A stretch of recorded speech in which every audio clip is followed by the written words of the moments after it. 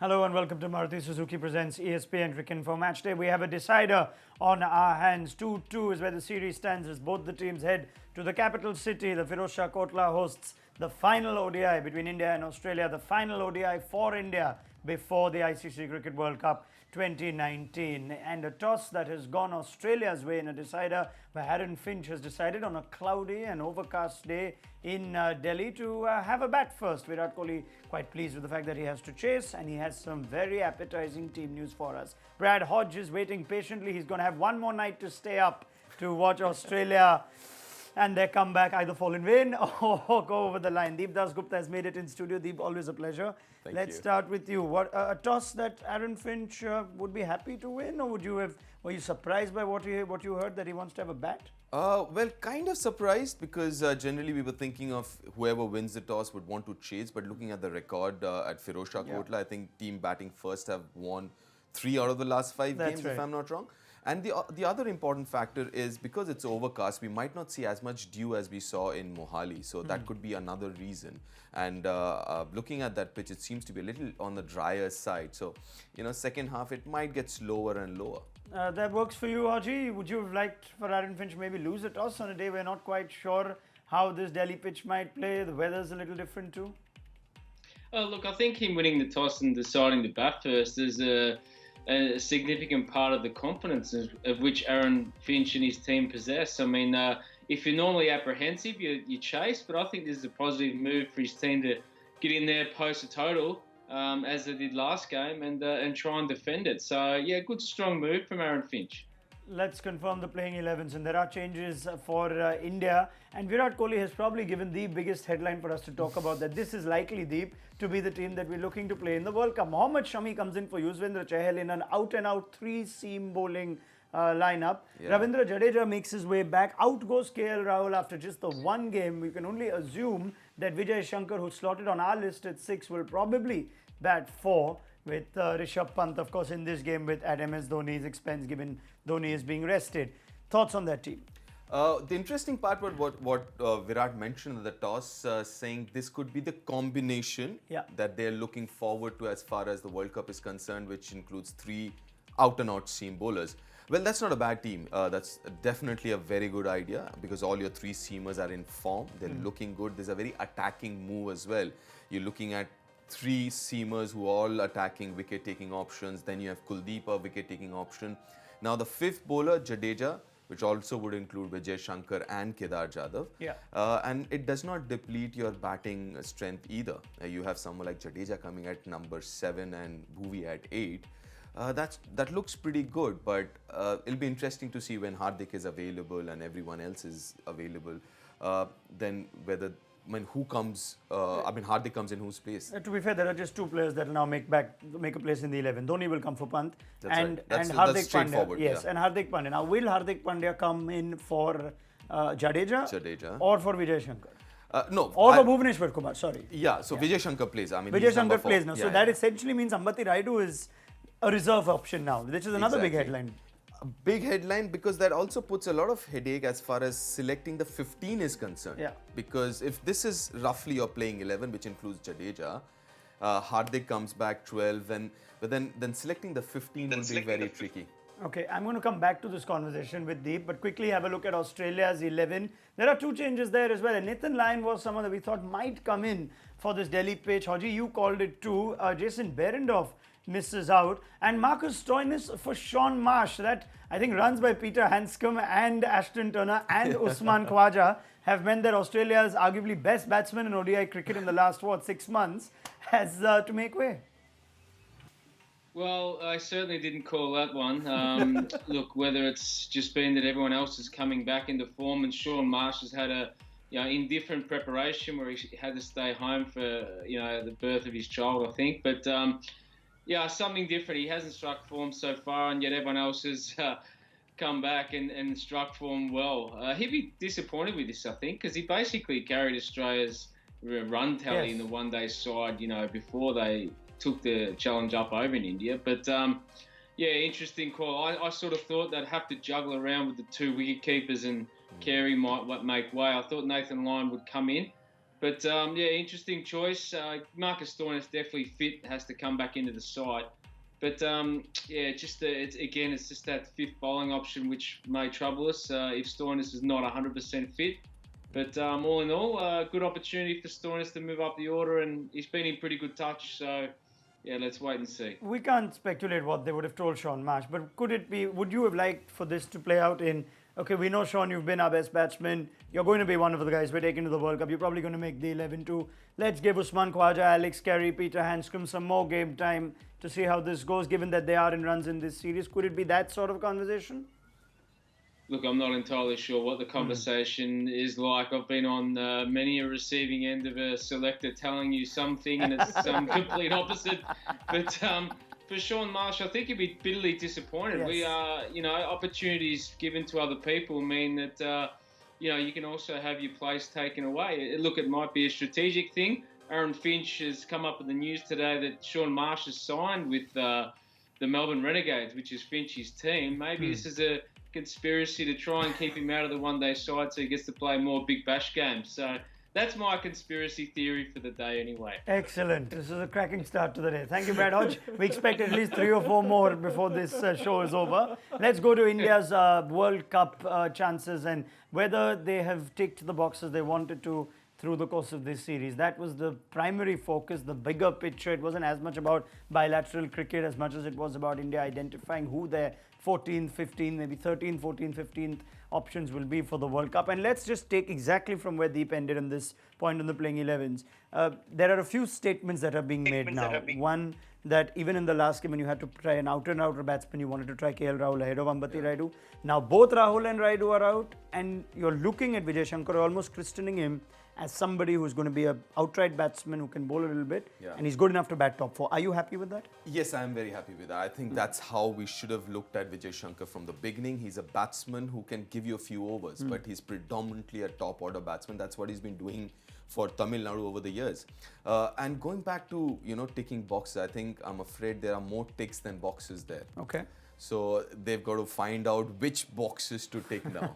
So that's going to be the key. That's going to be the challenge for the selectors because looking at the possible 15 or rather 16, 17, there are quite a few combinations you can try out. So it's going to be very, very important going in with a clarity of mind as far as selectors are concerned or even the team management. What exactly are they looking for? Because there could be quite a few options that they can look into. Okay, that's a nice point Deep makes. And the number of boxes or number of ticks that are more than boxes, there are a lot of good one-day players, good white ball players. But which one of those do India want as part of their reserves in the squad? Just have a look at the squad as it stands, which was the squad picked for the last 3 ODIs. Now, the MS Dhoni Rishabh Pant thing is an interesting one. Do India want to take a second wicket keeper? That's one question. 2, do they want to take a reserve opening batsman in KL Rahul or just a batsman in Ambati Rayudu, both of whom can bat as reserve openers if required? Now, number 3 would be, would they want to take Ravindra Jadeja to the World Cup or once Hardik Pandya is fit, or if Hardik Pandya comes back, would it be for Ravindra Jadeja? The first job for this team is to actually figure out who amongst the 15 fit. In that's a list of 15, I think, that we've got. And once Hardik Pandya is fully fit, would you assume he comes in straight for Ravindra Jadeja, or would you want to keep Jadeja and Hardik Pandya and therefore one batsman or Rishabh Pant miss out? Now, listen, if you're going to look at a third opener and a middle order batsman as part of your 15, then you can't have Jadeja. Yes. Right? But at the toss, Virat said this could be the combination that might be looking at, which includes 3 out and out fast bowler. Yes. If you're going in with 3 out and out fast bowler, then you need Jadeja. So now this is the clarity that I was talking about. It's very important for the selector and team management to have that clarity of thought before picking the 15. These are our options as far as combination is concerned. And based on that, you pick your 15. But obviously, there'll be a 16, 17 member part of the contingent going to England for the World Cup, if required. For example, they might just think we don't need a middle order batsman. We've just taken someone like a KL Rahul or Dinesh Karthik who can do both that job as a third opener and also as a middle order batsman. Okay. Haji, let me get a comment from you on India's situation right now. In Australia played 3 outright fast bowlers a lot more often than India do. Looking at the form that Mohammad Shami has suddenly brought to ODI cricket, Bumrah the way he's been bowling, Bhuvneshwar Kumar, are you liking the look of a 3-man pace attack for India with one wrist spinner? There are a lot of Yuzvendra Chahal fans, a lot of Chahal Kuldeep fans that like seeing them bowling together. But looking at everything you know of India now, are you liking the direction and the indication that Kohli is giving that this could be the combination with 3 seamers, 1 wrist spinner, and then 1 all-rounder, whether that's Jadeja or Hardik? Yeah, definitely. Actually, I think that that Hardik Pandya is a big jigsaw piece puzzle. If he's fit and fully fit, he can play either role. He can play your third fast seamer. I mean, he bowls 135, 140ish, heavy ball. Can easily bowl 10 overs every game, but also can play as an out-and-out batsman. So he's a massive jigsaw piece puzzle.